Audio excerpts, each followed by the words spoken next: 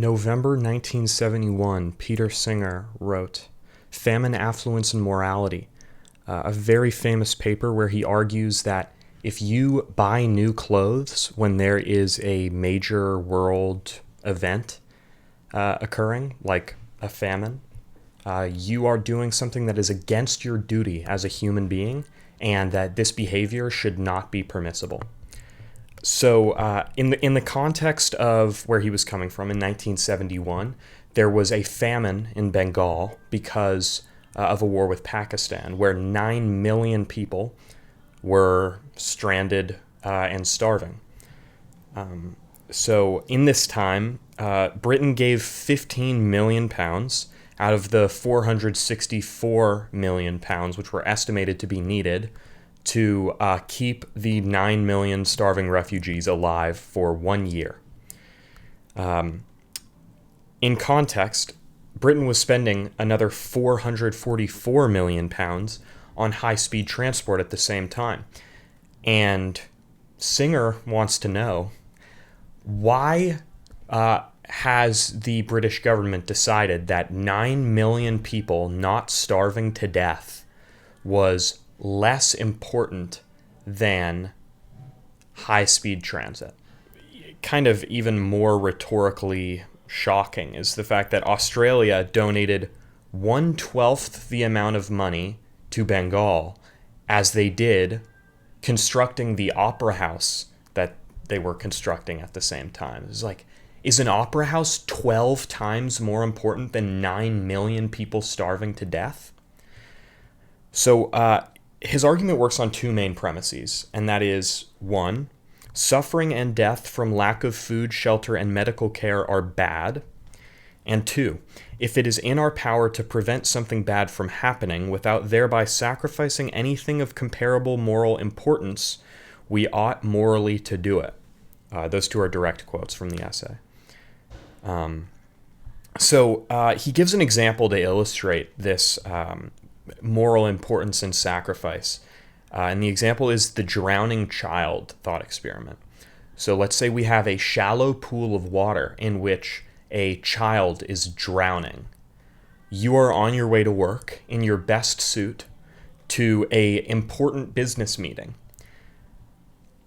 When you see the child drowning in the shallow pool of water, you have a choice of whether you save the child, in which case the child lives, but you get mud on your best suit and will be late for your business meeting. Or you can decide not to save the child, and your suit will be in good condition, and you will make it to the business meeting.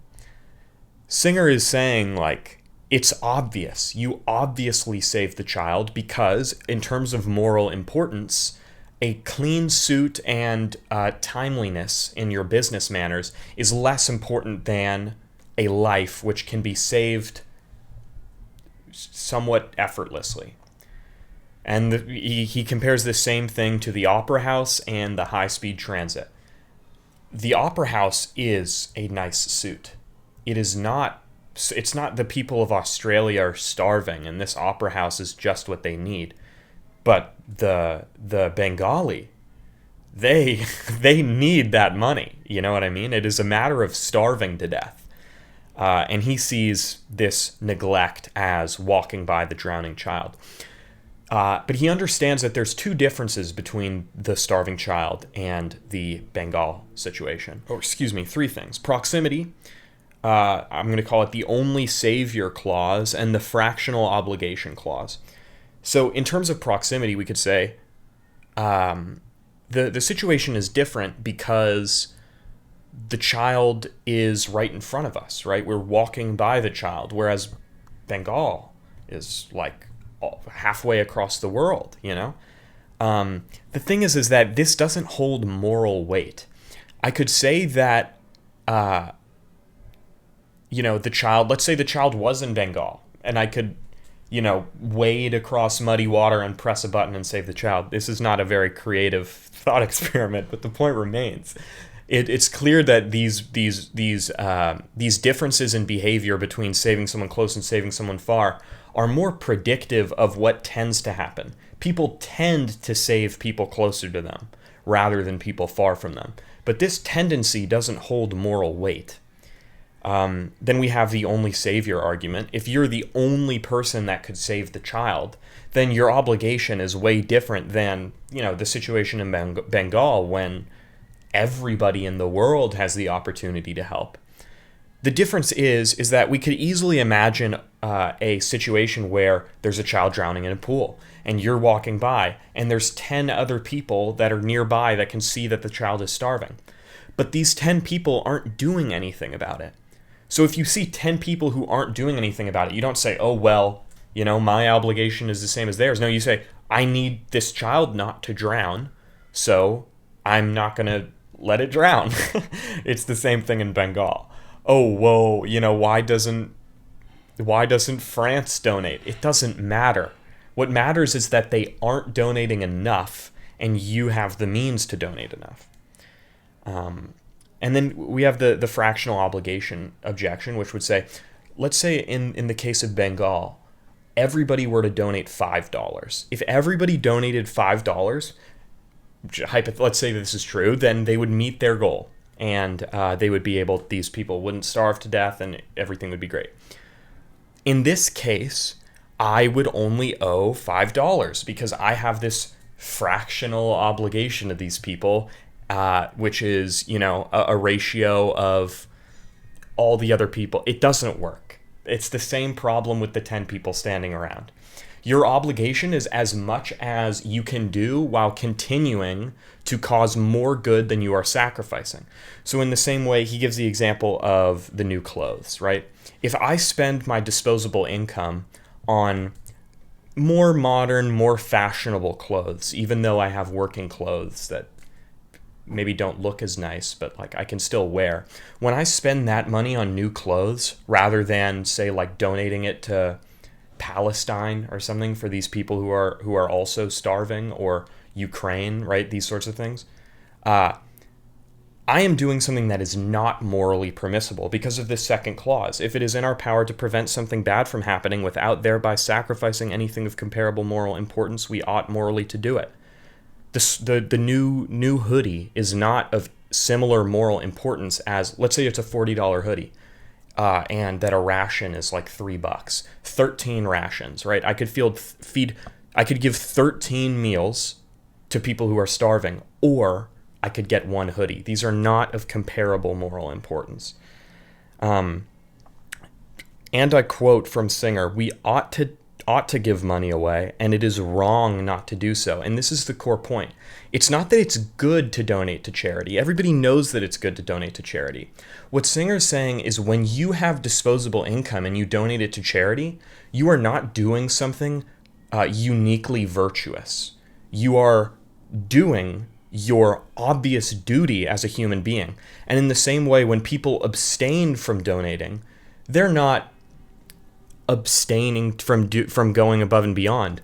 No, above and beyond would be giving away even though you're sacrificing more than you're giving. If I were to give money away and myself starve in order for these people, but that's not the case. So in these cases, the people who aren't giving are going against their duty. They're not abstaining from right. They are positively doing the wrong thing by spending this money on clothes. So the three big objections that he points out to his overarching point, and not just the child drowning, is the first is the radical revision objection, which says that this change in moral understanding, that it is wrong to make these moral trade-offs that are inequitable, that's a radical change. To say that people who who buy a car because their old one is annoying, when that money could save multiple lives, he's saying that any social or moral understanding of that buying a car event as either neutral or not super negative is way off. And it doesn't matter how radical of a change a new moral system is from the old, because that is not a statement of the validity of the moral system. It's a statement of maybe how likely it is to be accepted. But that runs into the second objection, which is the popular compliance objection, which says that if I have a moral system that prevents acceptable things, where, like, for example, prevent outlawing murder, right? If I outlaw murder, but then I also outlaw buying myself ice cream after a project rather than donating that money, when I abstain both of those things, one duty is going to be way more difficult to fulfill than the other. And the idea is that if people feel that the moral system has something that they can't do, they are more likely to throw out the moral system than just to ignore that clause. And surprisingly, Singer actually forfeits this point. He says, you know what, it's possible that people will throw the baby out with the bathwater here and will say, you know what, because I don't have the willpower to donate all of my disposable income, I'm just going to ignore all moral rules. He says that's conceivable, but that it's a risk that needs to be taken. Because in this current world, we have people who feel fine letting people starve to death across the world. And if we make this moral change, then more people will donate to famine, and at the risk of some people deciding to be away with morality. Singer just says that that's a trade that's worth taking, and that's a risk that's worth taking. And then the final objection is the social practicality objection, which says that most of these moral rules developed out of a way of making society run smoothly. So, for example, when we have these prohibitions, like the prohibition of trespassing, right, or of stealing somebody else's property, these are things where we could say they're doing something positively bad, and we say these things are bad because they interrupt the social landscape, right? Like an ability for a society to move forward where there's no prohibition of trespassing or stealing, that society can't move forward. But if we have a society that maybe doesn't donate as much as it should, this at least could function as a society. Because it's not imperative that everybody donates for the society to run.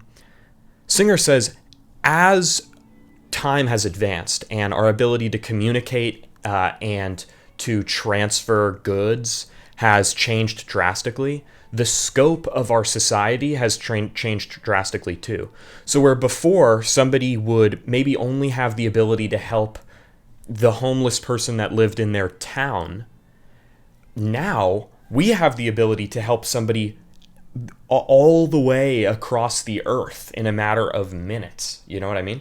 So because of this, we need to consider our society not as our little micro county-wide society, but as a worldwide society. And in this worldwide society is not functioning correctly if resources are being collected up in these wealthy nations and not being distributed to people who are starving to death by the day, And he's not just talking about the ultra rich here. He's talking about pretty much any disposable income at all. If you're not living paycheck to paycheck and, gathering all the money you can to support your children or something like that, your dependents, if this isn't the case, then you have money to donate. If you buy a hoodie and it's not like you live in Alaska and you need to keep warm, if you buy these unnecessary clothes, you are going against your obligation as a human being. If you buy a new car when your old car functions, you are going against your obligation as a human being. Further, if you are buying a car when you could bike to work or take transit, against your obligation, right? Any amount of if you buy a better computer because your old one's getting annoying, against your obligation. New shoes, against your obligation. Any of these things. If you can make do without, and that money would do better keeping people from starving to death, then you have to give that money. And ultimately, I think that his argument follows from his premises. In Club, I'm probably going to disagree with the premises. We'll see. lots of different places to take this, but I am excited to hear your guys' thoughts. So thanks for watching.